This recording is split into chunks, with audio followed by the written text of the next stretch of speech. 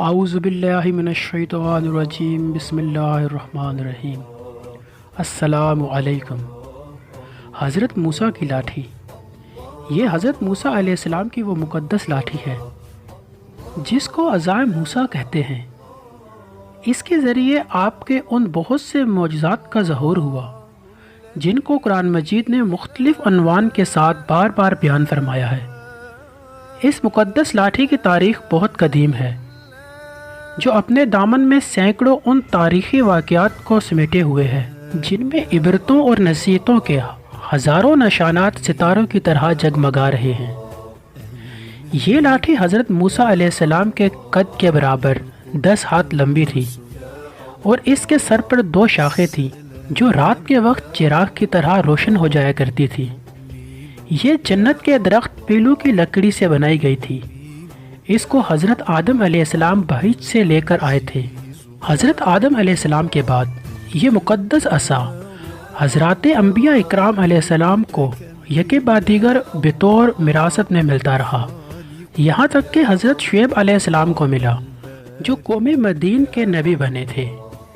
جب حضرت موسیٰ علیہ السلام مصر سے ہجرت فرما کر مدین تشریف لے گئے اور حضرت شعیب علیہ السلام نے اپنی صاحبزادی حضرت بی بی عصفور رضی اللہ تعالی عنہ سے آپ کا نکاح فرما دیا اور آپ 10 برس تک حضرت شعیب علیہ السلام کی خدمت میں رہ کر آپ کی بکریاں چرایا کرتے تھے۔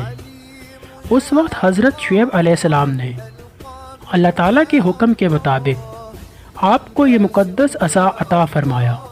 پھر جب آپ اپنی زوجہ محترمہ کو ساتھ لے کر مدین سے مصر اپنے وطن کے لیے روانہ ہوئے اور وادی مقدس مقام طوٰ میں جا پہنچے، اللہ تعالیٰ نے اپنی تجلی سے آپ کو سرفراز فرما کر منصب رسالت کے شرف سے آپ کو سربلند فرمایا۔ اس وقت حضرت حق جل مجدہ نے آپ سے جس طرح کلام فرمایا، قرآن مجید نے اس کو اس طرح بیان فرمایا ہے: اور یہ تیرے دہانے ہاتھ میں کیا ہے اے موسیٰ؟ عرض کی کہ یہ میرا عصا ہے، میں اس پر اپنا تکیہ لگاتا ہوں، اس سے اپنی بکریوں پر پتے جھاڑتا ہوں اور یہ میرے دوسرے کام آتی ہے۔ اس کو ہاتھ میں لے کر اس کا سہارا بنا کر چلنا، اس سے بات چیت کر کے دل بہلا لینا، دن کے وقت اس کا درخت بنا کر اس کے سائے میں آرام کرنا، رات کو اس کی 2 شاخیں جو چراغ کی طرح روشن ہو جاتی ہیں اس سے روشنی لینا۔ حضرت موسیٰ علیہ السلام اس لاٹھی سے مذکورہ بالا کام نکالتے رہے، مگر جب آپ فرعون کے دربار میں ہدایت فرمانے کی غرض سے تشریف لے گئے اور اس نے آپ کو جادوگر کہہ کر جھٹلا دیا، آپ نے اس عصا کے ذریعے بڑے بڑے معجزات کا ظہور ہونا شروع ہو گیا، جن میں سے کچھ چند ایک واقعات یہ ہیں۔ قرآن مجید میں بار بار فرمایا۔ اس کا ایک واقعہ یہ ہے، فرعون نے ایک میلہ لگوایا اور اپنی پوری سلطنت کے جادوگروں کو جمع کر کے حضرت موسیٰ علیہ السلام کو شکست دینے کے لیے مقابلے پر لگا دیا، اور اس میلہ میں ازدحام میں جہاں لاکھوں انسانوں کا مجمع تھا، ایک طرف جادوگروں کا ہجوم اپنی جادوگری کا سامان لے کر جمع ہو گیا، اور ان جادوگروں کی فوج کے مقابلے میں حضرت موسیٰ علیہ السلام تنہا ڈٹ گئے۔ جادوگروں نے فرعون کی عزت کی قسم کھا کر اپنے جادو کی لاٹھیوں کو اور رسیوں کو زمین پر پھینکا۔ ایک دم وہ لاٹھیاں اور رسیاں سانپ بن کر پورے میدان میں ہر طرف پھنکار مارنے لگیں اور دوڑنے لگیں، اور پورا مجمع خوف کے مارے تھر تھر کانپنے لگا، ادھر ادھر بھاگنے لگا، اور فرعون اس کے تمام جادوگر اس کرتب کو دیکھ کر اپنے فتح کے گھمنڈ اور غرور کے نشے میں بدمست ہو گئے اور جوش و شادمانی سے تالیاں بجا بجا کر اپنی مسرت کا اظہار کرنے لگے کہ انہیں میں ناگہاں حضرت موسیٰ علیہ السلام نے اللہ تعالیٰ کے حکم سے اپنی مقدس لاٹھی کو ان سانپوں کے ہجوم میں ڈال دیا۔ یہ لاٹھی ایک بہت بڑا نہایت ہیبت ناک اژدہا بن کر جادوگروں کے تمام سانپوں کو نکل گیا۔ یہ معجزہ دیکھ کر تمام جادوگر اپنی شکست کا اعتراف کرتے ہوئے سجدہ میں گر پڑے اور بآواز بلند یہ اعلان کرنا شروع کر دیا کہ ہم سب ہارون اور حضرت موسیٰ علیہ السلام کے رب پر ایمان لائے۔ چنانچہ قرآن مجید میں اس واقعے کا ذکر کچھ اس طرح سے بیان ہوا ہے، بولے اے موسیٰ یا تم ڈالو یا ہم پہلے ڈالیں۔ موسیٰ نے کہا بلکہ تم پہلے ڈالو۔ جب ہی ان کی رسیاں اور لاٹھیاں ان کے جادو کے زور سے ان کے خیال میں دوڑتی معلوم ہوئی تو اپنے جی میں حضرت موسیٰ نے خوف پایا۔ ہم نے فرمایا ڈر نہیں، بے شک تو ہی غالب ہے، تو ڈال دے جو تیرے دائیں ہاتھ میں ہے اور ان کی بناوٹوں کو نگل جائے گا، اور وہ جو بنا کر لائے ہیں تو وہ سب جادوگروں کا فریب ہے، اور جادوگر کا بھلا نہیں ہو سکتا۔ تو سب جادوگر سجدے میں گرا لیے گئے، بولے کہ ہم اس پر ایمان لائے جو ہارون اور موسیٰ کا رب ہے۔ حضرت موسیٰ علیہ السلام کی لاٹھی کا ایک اور واقعہ اس طرح ہے۔ بنی اسرائیل کا اصل وطن ملک شام تھا، لیکن حضرت یوسف علیہ السلام کے دور حکومت میں یہ لوگ مصر میں آ کر آباد ہو گئے، اور ملک شام میں اس قوم کا قبضہ ہو گیا جو بدترین قسم کے کفار تھے۔ جب فرعون دریائے نیل میں غرق ہو گیا اور حضرت موسیٰ علیہ السلام کو فرعون کے خطرات سے اطمینان ہو گیا تو اللہ تعالیٰ نے حکم دیا کہ قوم عمالقہ سے جہاد کر کے ملک شام کو ان کے قبضہ سے آزاد کرائیں۔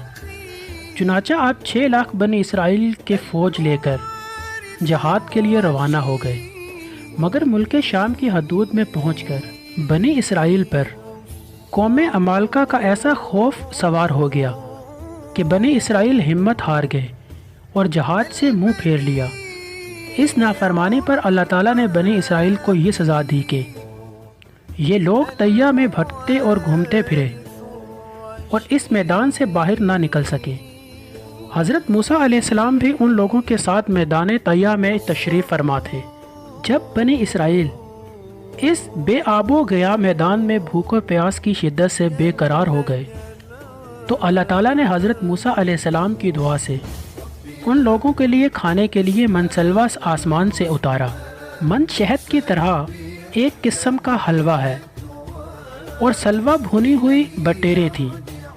کھانے کے بعد جب ان لوگوں کو پیاس نے بےتاب کیا اور پانی مانگنے لگے، حضرت موسیٰ علیہ السلام نے پتھر پر اپنا عصا مار دیا تو اس پتھر سے 12 چشمے پھوٹ کر بہنے لگے، اور بنی اسرائیل کے 12 خاندان اپنے اپنے ایک چشمے سے پانی لے کر خود بھی پینے لگے اور اپنے جانوروں کو بھی پلانے لگے، اور پورے 40 برس تک یہ سلسلہ جاری رہا۔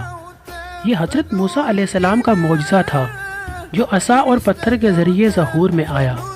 قرآن مجید میں اس واقعے کا معجزہ اس طرح بیان فرمایا گیا ہے کہ جب موسیٰ نے اپنی قوم کے لیے پانی مانگا تو ہم نے فرمایا اس پتھر پر اپنا عصا مارو، فوراً اس سے 12 چشمے بہہ نکلے، ہر گروہ نے اپنا گھاٹ پہچان لیا۔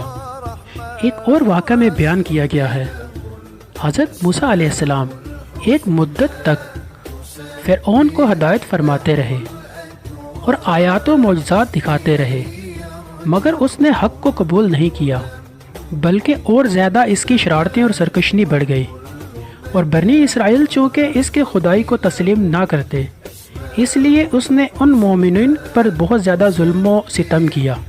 ایک وقت آیا جب فرعون نے اپنی فوج سے کہا کہ حضرت موسیٰ اور اس کی قوم کو ڈھونڈ کر قتل کر دو، کوئی بھی زندہ بچنے نہ پائے۔ اس دوران ایک دم حضرت موسیٰ علیہ السلام پر وحی اتری، آپ اپنی قوم بنی اسرائیل کو ساتھ لے کر رات میں مصر سے ہجرت کر جائیں۔ چنانچہ حضرت موسیٰ علیہ السلام بنی اسرائیل کو ہمراہ لے کر رات میں مصر سے روانہ ہو گئے۔ جب فرعون کو پتہ چلا، وہ بھی اپنے لشکروں کو ساتھ لے کر بنی اسرائیل کی گرفتاری کے لیے چل پڑا۔ جب دونوں لشکر ایک دوسرے کے قریب ہو گئے تو بنی اسرائیل فرعون کے خوف سے چیخ پڑا کہ اب تو ہم فرعون کے ہاتھوں گرفتار ہو جائیں گے۔ بنی اسرائیل نے حضرت موسیٰ سے کہا کہ اے موسیٰ، تو نے ہم کو کس عذاب میں پھنسا دیا؟ اب پیچھے ہمارے فرعون کا لشکر خونخوار لشکر ہے جو ہمیں مار دے گا، اور اگر آگے جائیں تو آگے دریا ہے، ہم ڈوب کر مر جائیں گے۔ حضرت موسیٰ علیہ السلام مطمئن تھے۔ اللہ تعالیٰ کی طرف سے حکم ہوا، اے موسیٰ اپنا عصا، اپنی لاٹھی دریا میں مارو۔ حضرت موسیٰ علیہ السلام نے اپنا عصا دریا میں مارا تو دریا میں ایک رستہ بن گیا، آدھا پانی ایک طرف ہو گیا، آدھا پانی دوسری طرف ہو گیا۔ تو بنی اسرائیل نے کہا کہ ہم 12 قبیلے ہیں، ہمارا الگ الگ رستہ بناؤ۔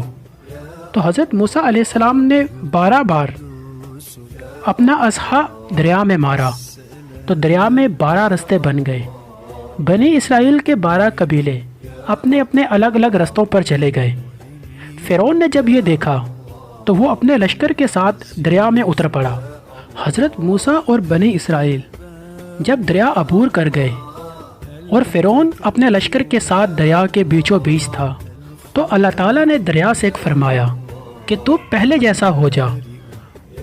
وہ دریا پانی اپنی اپنی جگہ پر آیا، سب رستے ختم ہو گئے اور فرعون اور اس کا لشکر اسی میں ڈوب کر غرق ہو گیا۔ قرآن پاک میں ارشاد باری ہے، پھر جب آمنا سامنا ہوا دونوں گروہوں کا، موسیٰ والوں نے کہا ہم کو انہوں نے آ لیا۔ موسیٰ علیہ السلام نے فرمایا یوں نہیں، بے شک میرا رب میرے ساتھ ہے، وہ مجھے اپنی راہ بتائے گا۔ ہم نے موسیٰ کو وحی فرمائی کہ دریا پر اپنا عصا مارو، تو جب ہی دریا پھٹ گیا تو ہر حصہ ہو گیا جیسے بڑا پہاڑ، اور وہاں قریب لائے ہم دوسروں کو، اور ہم نے بچا لیا موسیٰ اور اس کے سب ساتھ والوں کو، پھر دوسروں کو ڈبو دیا۔ بے شک اس میں ضرور نشانی، اور ان میں اکثر مسلمان نہ تھے۔ یہ ہیں حضرت موسیٰ علیہ السلام کی مقدس لاٹھی کے ذریعے ظاہر ہونے والے 3 عظیم الشان معجزات، جن کو قرآن کریم نے مختلف الفاظ میں اور متعدد عنوانوں کے ساتھ بار بار بیان فرما کر لوگوں کو عبرت و ہدایت کا سامان بنا دیا ہے۔ میرے پیارے دوستوں اور بھائیوں، اللہ تعالیٰ ہم سب کو شیطان کے شر سے اور راہ مستقیم پر چلائے۔ اس رمضان کے عظیم الشان مہینے میں آپ کی دعاؤں کا طلبگار، دعاؤں میں ضرور یاد رکھیے گا۔ اللہ حافظ۔